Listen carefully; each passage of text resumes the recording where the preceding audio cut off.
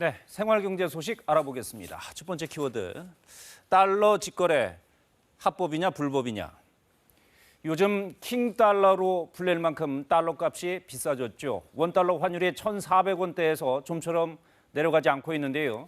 중고거래 앱에도 달러가 등장했습니다. 달러를 사고 판다는 글이 하루에도 적잖이 올라오고 있다고 하는데요.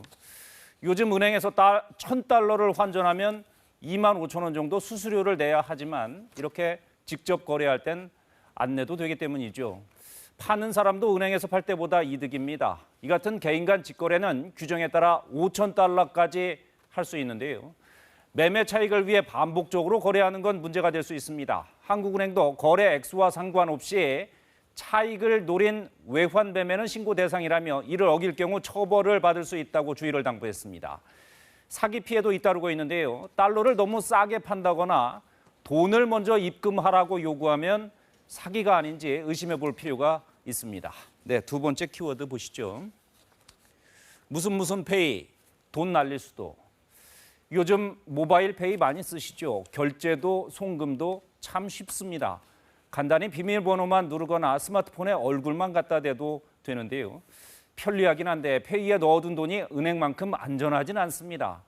이런 페이는 돈을 미리 충전해 놓고 필요할 때마다 꺼내 쓰는 방식인데요. 이걸 선불충전금이라고 합니다. 지난해 말 기준 선불충전금 규모는 3조 원에 달합니다. 하지만 이 돈은 예금자 보호법에서 보호하는 예금이 아닙니다. 만약 업체에 문제가 생기면 원금을 돌려받지 못할 수도 있습니다. 소비자 보호가 미흡하다는 지적이 잇따르자 금융당국이 제도 개선을 추진하겠다고 밝혔습니다. 어떤 제도가 마련될지는 좀 더 지켜봐야겠습니다. 네, 마지막 키워드, 가장 비싸진 건 밀가루. 물가가 아무리 올라도 먹거리나 생필품은 씀씀이를 줄이기가 쉽지 않죠. 3분기 생필품 가격이 지난해 같은 기간보다 평균 9.5%나 오른 것으로 나타났습니다. 가장 가격이 많이 오른 품목은 밀가루입니다. 43%나 올랐습니다. 이어 식용유와 설탕, 콜라, 어묵 순으로 값이 뛰었는데 이들 상위 5품목의 평균 상승률은 25%나 됐습니다. 우크라이나 전쟁으로 인한 원자재 수급 불안과 환율 상승 등이 영향을 미친 것으로 풀이됩니다. 지금까지 생활경제였습니다.